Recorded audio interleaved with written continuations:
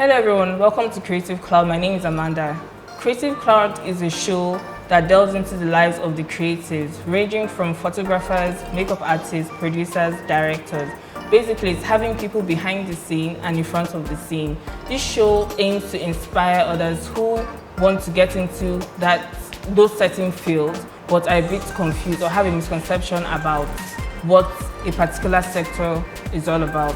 Before we continue with this episode, don't forget to like, comment, and subscribe for more updates. With me today, I have Timmy and Temi.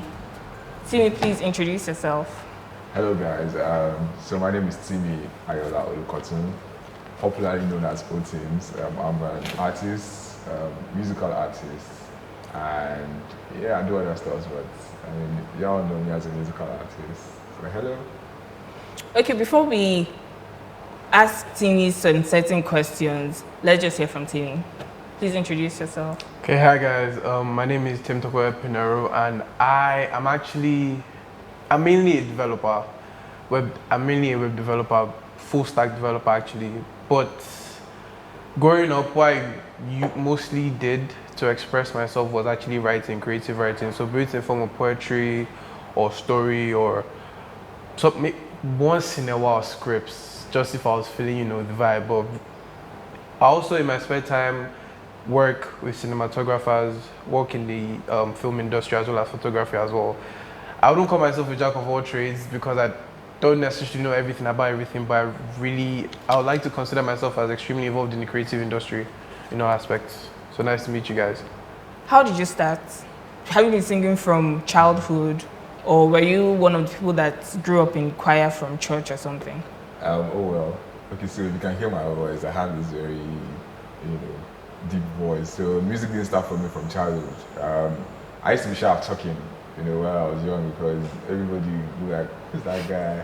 So I was quiet to myself, But then as time went by, I think after high school, while I was in high school, I think when I was in SS3, we used to have this pair thing in class where you see a guy and a babe, and so I would just like make fun of them, beat the desk, and make a song with both of their names, trying to like make fun of them and stuff. So after high school, there's this woman in my church. I think her husband was our pastor that time. She was like, "Yo, guy, you're dormant in church. You don't do anything. You're shy and stuff." So she forced me one time to join a group to do a song for her husband's birthday. And after that time, she started forcing me to join the choir. So I didn't used to even back up in the choir because my voice was crazy, But over time, I picked up the challenge because I felt bad for being relegated in the choir. So I picked up the challenge and I started listening to Mali music. I used to love Mali music a lot. So from listening to Mali music, over time, people started saying, "Oh, I sound like Mali music." And then they started giving me the mic to sing in church. And then from there, somebody paid me to come and perform at the show. And then from there, I felt, okay, there's money in this thing, let's try it. And then from there, I'm here. So would you say that your background or your childhood has affected what you do now positively? Well, yeah, to an extent, because even though I wasn't considering doing music at that time, my dad then used to always play Aifele in the car, somehow that has influenced the kind of music I make right now. And then the morals as well, growing up, the morals instilled in us, our parents, has also influenced the kind of music I make. So you can't hear Otims making, you can't make it. So basically, you can't hear me making some kind of music. Yeah. Exactly. So would you say that, so what's your approach? So when you're trying to come up with a song, what's your approach, or what certain steps do you take to come up with like just one song? Or can you write a song in a day? Or are you the type of person that takes like months to write a song? Well, it depends. Sometimes. If you ask most creatives, it's not ideal to force a creative process. Yeah. So if I'm trying to write a song and it's not coming, I let it be. It might take me 4 months to remember that melody and write something, maybe just a line again. So it just depends on how I'm feeling. sometimes it might take. I think I've written a song before in less than 30 minutes. A full Interesting. song. Yeah, so it just depends. Okay, we'll come back to you. Timmy, so how did you get into doing so many things? Like how does it even connect like from being a developer to being I would more or less say you're like a poet or I don't even know. But like how does everything connect or how did it even start? Well, for me, growing up, I like to say like from the day I was born, I knew I was going to do something IT related. Like I was obsessed with tech from literally the beginning of time, not even from a young age. So I remember growing up, I always just liked to build things, and just because of the way my upbringing was, I would say isolating myself to an extent. So I was always just my head was in books. I was reading, and then I was just trying to acquire new knowledge. I was the most curious child you could ever meet. And then I think when I was 10, when I graduated from primary school, when I came back home, I found out that my uncle had gotten me a computer for my graduation present or wherever I was, and literally you could not take me away from that. I didn't even have internet, but then just because I had this new like brand new technology in front of me, I had to exploit it in every single way I could. Even like before that, growing up, I remember playing with like any new phone that came out. I already knew how to use it when I was like 7, 6. Just always playing with my mom's phone, her friend's phone. I would teach people about their phones without even having knowledge beforehand. Just after playing with it for like 5 minutes, I'll do that. So obviously, I knew from a young age that when I entered uni, I like to study IT, information technology or computer science. But then the thing is, the journey to uni, I developed that I had, so to speak, talents in the creative talents. So I remember in maybe like GS1, GS2, I found out I could draw. And I could draw pretty well, to be honest. Not hyperrealism in any sense, but then if I looked at something, especially cartoons, no matter how detailed the drawing was, I could mimic it easily. I think the longest I spent on a drawing, just because, and I also don't know how it started, but then I became a perfectionist from a young age as well. So I remember when I was 11, I was trying to do this drawing of Gogeta because I had this Dragon Ball Z game on my PSP. Okay. So I remember like you could go to like the concept gallery part of the game, and then I just saw this particular picture and like, okay, I have to draw this. And then it was inside my full scalp. It was on a full scalp paper. It took me like 3 hours. Like I did not move. And I finished drawing and I was so proud. I showed this to everybody in school the next day. And I showed this to all my seniors and they all giving me props. I was like, yeah, I can do this, I can do this. But then at the same time, even in my school at that early age, I remember being in the choir. Like my school used me for a lot of stuff because I wasn't shy, so to speak. Maybe I'll say I was outspoken, but then they used to use me for public speaking because I was well spoken for my age. And also I wasn't like they could tell me something and I could like riff and freestyle from there and like pass a message across. So I used to be in the choir a lot. I used to sing because I used to have this really high pitched voice that I didn't really get in boys at that time. So I used to sing a lot growing up. I didn't really write until maybe I would say 15. But then yes, so, and then I also knew I could act because in my church, I was in every group in church growing up, in my teen church. I was in choir, I was in drama, anything I could do that was creative. So like, and at the point, all these talents just melded together and then I couldn't pick anything. And then I just left the whole creative. I left all my creative talents behind and just said, maybe in future, if I have time, I'll deal with them. Yeah. But then on getting to uni and starting IT, I picked up programming languages pretty quick. I do this thing where in my head, I turn a certain programming language to English. So I actually know how to program, like, cause I don't even like, for example, in web development, there's this framework is Bootstrap. I don't even like using Bootstrap because I like programming from scratch every time. I like pushing my creativity to its limits, like seeing exactly what I can create, cause that's the beautiful thing about programming. There's no one way to do anything. You can do a billion ways. So I like always making my way. But then in uni, well, as uni goes, I wouldn't say I met girls, but then I was introduced to certain hardships in life, heartbroken once or twice. So I found, as well spoken as I am, I don't like to talk about my problems a lot or my feelings. So I found the best way for me to express myself and to articulate my words properly was through writing. Yeah.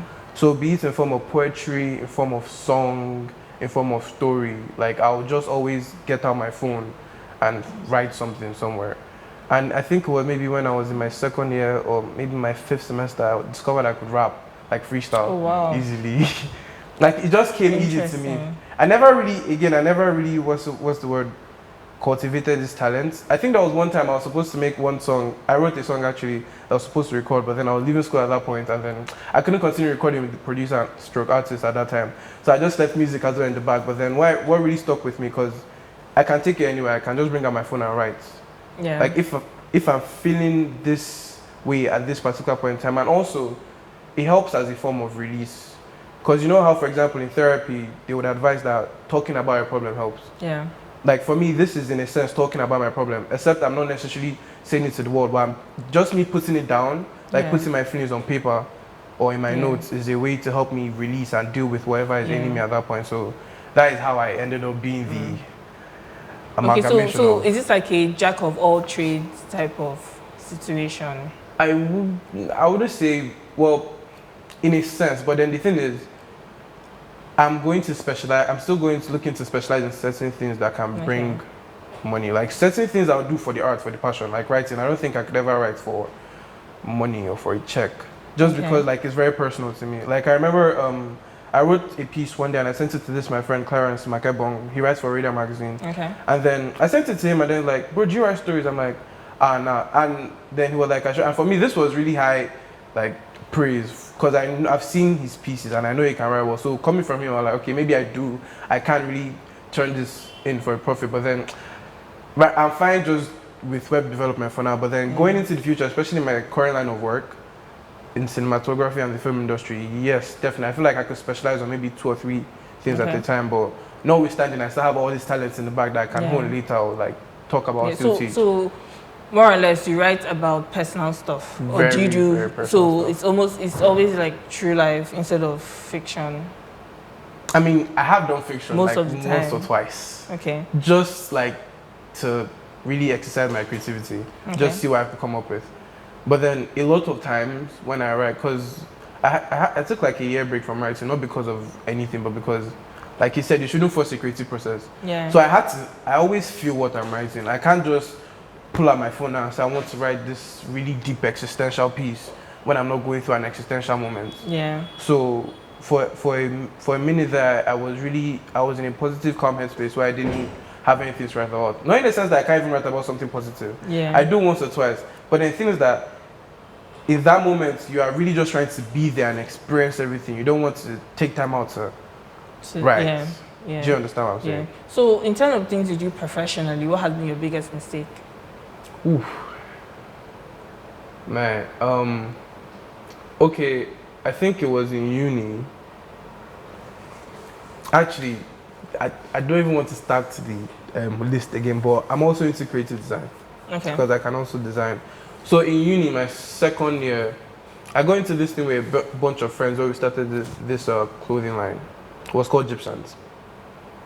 And in our school then, we were really like pioneers of the whole custom clothing line thing, because everybody used to shop from the same shops. I schooled in Cyprus was like limited selection of where you could get stuff from. But then one day my friends and I were just brainstorming in the room with my friend Adam and John. They just said, how far guy, let's they were just like speedballing and they said, we can do this thing, we'll just get sweatshirts from this place. And then we found one guy that could print for us, and then we had a friend who was a graphic designer at the time, Atta, who created a logo for us. And like everybody just brought like money for themselves out, and then like in a week we already had like everybody had individual sweatshirts, and then we would walk the streets of Cyprus and people were like, I get what you get, like, oh, I designed it, oh, it's my thing, oh, it's my thing. And then people really bought into the culture, and then it now became like this there was like this explosion of creativity in Cyprus at that time where like everybody just got into like clothing. Like there were, I think after Gypsum, maybe 5 other clothing lines. I remember there was Freak, that was my friend Josh, and I remember LB did one, but there were a lot. There was Music Gang, it was a lot of people. But the thing is that the competition never really stopped anybody from making their money, because you like what you like. Yeah. And certain people go with certain people, so they buy stuff from this group of people. Do you understand? But then my biggest mistake was, in fact, the fact that we didn't think of it from a business aspect. Okay. Like, as a group, I feel like what really made our run end, because we started off amazing. We even had a fashion show. We had like a full runway thing, rented a space, we got catering. We had like a list of people, a guest list. It was a big thing, to be honest, and we were really proud of ourselves. But then after that, we just realized that okay, it's not just like it didn't make sense anymore to just create custom every time. because it would eat into our own profit, because then we have to pay for transport, and then like making stuff in bulk is always cheaper.